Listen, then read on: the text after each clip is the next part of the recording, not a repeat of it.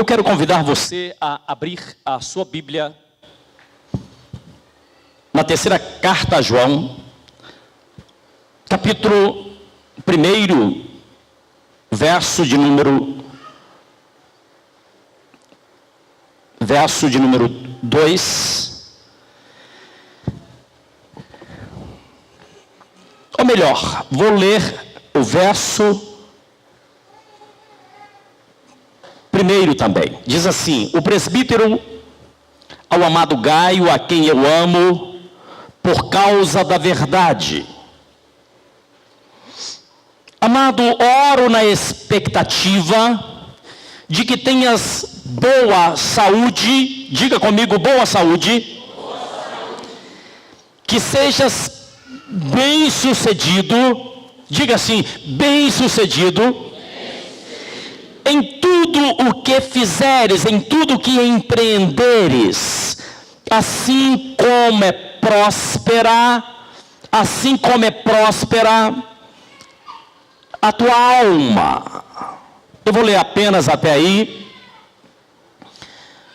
Nós sabemos e é desejo do coração de Deus que você seja próspero em todas as coisas, que você tenha uma saúde para dar e vender, que você tenha uma saúde abençoadíssima, sem importar qual a sua idade, porque na presença de Deus, o tempo vai passando, a idade vai chegando, mas na presença de Deus nós nos tornamos como Caleb, homens fortes, mulheres fortes, pessoas cheias da presença do Espírito Santo.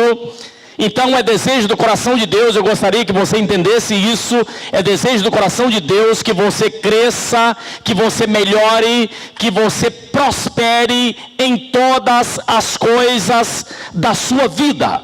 Esse é o desejo do nosso Deus, e foi exatamente por isso que o Senhor Jesus, Ele foi até a cruz e Ele morreu por mim e por você, para que nós pudéssemos irmos bem em todas as coisas. Mas a palavra de Deus nos diz também que muitas vezes nós estamos cheios de paixões, muitas vezes a nossa mente está meio que turva por alguns sentimentos, por algumas situações, algumas coisas que contaminaram a nossa mente. E para isso, a palavra de Deus, ela vem como um remédio. E às vezes o remédio que o Senhor usa é um tanto quanto amargo, mas faz bem para a nossa alma. Amargo porque nós somos confrontados. E a palavra de Deus, ela é exatamente para isso. Ela nos confronta para que nós possamos saber no que é que nós podemos ser melhores, no que é que nós podemos crescer, no que é que nós podemos estar dando frutos sempre e cada vez mais. O profeta Isaías, no capítulo 59, verso de número 2, ele diz assim: o vosso pecado tem provocado distância, separação entre você e Deus. Nós sabemos que a palavra pecar, ela significa errar o alvo, ou seja, não cumprirmos o propósito, não cumprirmos aquilo que Deus quer e espera de cada um de nós. Mas nós podemos também aprender a acertar o alvo. Eu não sei se você está ouvindo o que eu estou dizendo. Talvez até o dia de hoje você tenha errado o alvo. Você esteja fazendo coisas ou pensando a respeito de algumas situações que não deveria. E isso tem sido, na verdade, um impedimento à sua vida.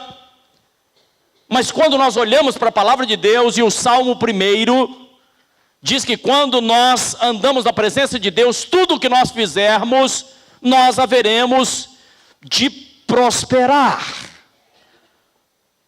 Talvez você esteja se sentindo fraco, talvez você esteja se sentindo distante, Mas a palavra também nos ensina em Romanos 8:26, que o próprio Espírito Santo nos assiste, ou seja, nós temos um assessor, nós temos alguém que está do nosso lado, e diz que o Espírito Santo nos assiste em nossas fraquezas.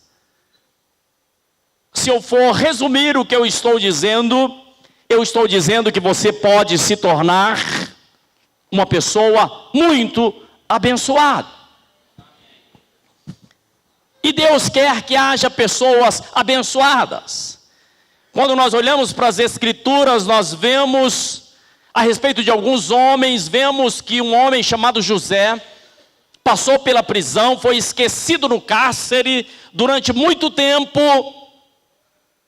E a palavra nos fala que até mesmo quando José estava sendo vendido em um mercado, lá no Egito, José era um homem abençoado. Quando nós olhamos para a pessoa de Davi, Davi era um rapaz que cuidava das ovelhas do seu pai. E cuidar de ovelha era uma das piores profissões, era uma das piores coisas. Cuidar de ovelhas era uma profissão muito simples. E ainda assim, Deus abençoou poderosamente a Davi. Quando olhamos para tantos e tantos homens descritos nas Escrituras, nós vamos ver que pessoas foram abençoadas. Talvez na sua vida chega um determinado momento em que vem as dificuldades, que vem os problemas. Você pensa em desistir, pensa em voltar atrás, pensa em abandonar todas as coisas, mas não é isso que você deve fazer. Pelo contrário, o que devemos fazer é quebrar tudo aquilo que tenta nos resistir, inclusive a forma que nós estamos pensando. Por isso que eu digo que a palavra de Deus, ela vem confrontar, ela vem quebrar todas as resistências, e ela produz resultados quando a nossa resistência é quebrada. Aliás, Deus é um especialista em nos tratar, em transformar a nossa vida. Deus é um especialista nisso. Eu gostaria que você pensasse comigo e que vocês também estivessem lendo comigo uma passagem que está em Tiago, capítulo de número 4, verso de número 6, Tiago 4:6. E essa palavra, ela dá uma pista, ela dá um entendimento daquilo que ocorre na vida de muitas pessoas. Diz assim, Tiago 4:6, diz assim: todavia ele nos outorga graça ainda maior, por isso declara as Escrituras. Diz assim: Deus se opõe aos arrogantes. Eu vou repetir. Deus se opõe aos arrogantes, mas concede graça aos humildes. Mas antes de chegar nessa palavra, as Escrituras nos falam que algumas pessoas estão tentando conseguir tantas coisas, mas não conseguem. Estão batalhando de tantas formas, mas não alcança nada. No versículo de número 2, diz assim: não conseguis obter o que desejais, viveis a brigar, a promover contendas, todavia nada conquistais, porque você nada tem pedido. E diz mais: aquilo que você pede, você está pedindo para o seu próprio deleite, para esbanjar nos vossos prazeres. Ou seja, Deus está dizendo, está nos ensinando que nós precisamos seguir um trilho, um caminho E o verso de número 3 diz assim: quando pedis, não recebeis, porque pedis com motivação errada, simplesmente para esbanjardes em vossos prazeres. Alguns pedem coisas para Deus, mas coisas que na verdade não vai edificar, pelo contrário, pode até trazer prejuízo. E se o seu filho de 7, 8 anos de idade te pedir uma moto grande, potente, certamente você não vai ser irresponsável em dar esse veículo para o seu filho, porque ele pode cair e perder a sua própria vida. E é assim Deus em relação a cada um de nós. Por isso que o Senhor nos prepara, o Senhor nos orienta, o Senhor nos mostra o que é que Ele quer, Ele nos instrui através da sua palavra. E o salmista diz que a palavra do Senhor é como uma lâmpada para os nossos pés. Ou seja, não podemos caminhar na escuridão, não podemos andar de qualquer jeito, sem ter uma lâmpada para os nossos pés, andarmos no escuro. Podemos tropeçar, podemos cair e podemos até mesmo perder as nossas próprias vidas. Por isso eu gostaria de frisar com você esse versículo, a metade do versículo de número 6 diz assim: Deus se opõe. Algumas traduções dizem assim: Deus resiste ao soberbo. Ou seja, uma raiz de soberba, uma raiz de arrogância, uma raiz de altivez, ela acaba envenenando os corações, ela acaba trazendo prejuízo. E o Senhor diz aqui que aquele que caminha em orgulho, esse não vai longe, esse não chega a lugar nenhum. Alguns caíram por conta do orgulho, por conta da altivez, por conta da arrogância. Muitos caíram e nunca mais se levantaram. E o Senhor diz assim: mas Deus dá graça. A graça é um favor que você não merece, mas Deus dá graça àquele, diz aqui a palavra, aquele que é humilde. A palavra humildade, ela tem uma raiz, e a palavra humildade, a sua raiz é que humildade é o mesmo que o entendimento que nós fomos feitos do pó da terra, do humus da terra. E quando nós temos esse entendimento que nada somos por nós mesmos, mas que Deus é tudo em nossa vida, e através dele nós podemos fazer coisas, nós podemos viver e vivermos uma vida abundante, quando temos a humildade de entendermos quem é Deus e quem somos nós, aí as coisas começam a mudar. Aí você me pergunta: mas o que a Bíblia fala que é arrogância, o que a Bíblia fala que é soberba, que é altivez? O orgulho é quando você quer viver para si próprio, quando alguém acredita que é melhor do que os demais, e pode até pisar nos demais, e despreza os demais. Quando alguém se sente superior aos demais.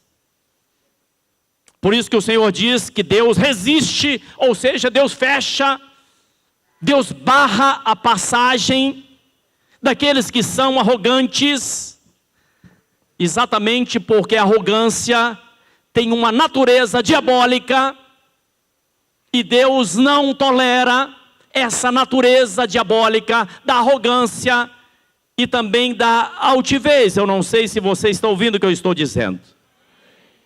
Alguém arrogante, ele é egoísta. E muitos casamentos se acabaram por causa do egoísmo. E muitos relacionamentos são desfeitos por conta do egoísmo. Uma pessoa egoísta é uma pessoa difícil. Uma pessoa egoísta, ela nunca está satisfeita com a vida. Ela nunca está satisfeita com Deus. Ela não sabe perdoar. Uma pessoa orgulhosa não sabe perdoar.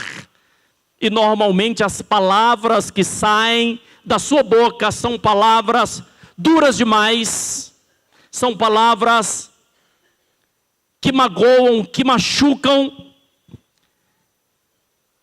E nós aprendemos que uma pessoa arrogante, orgulhosa, ela tem 3 características básicas.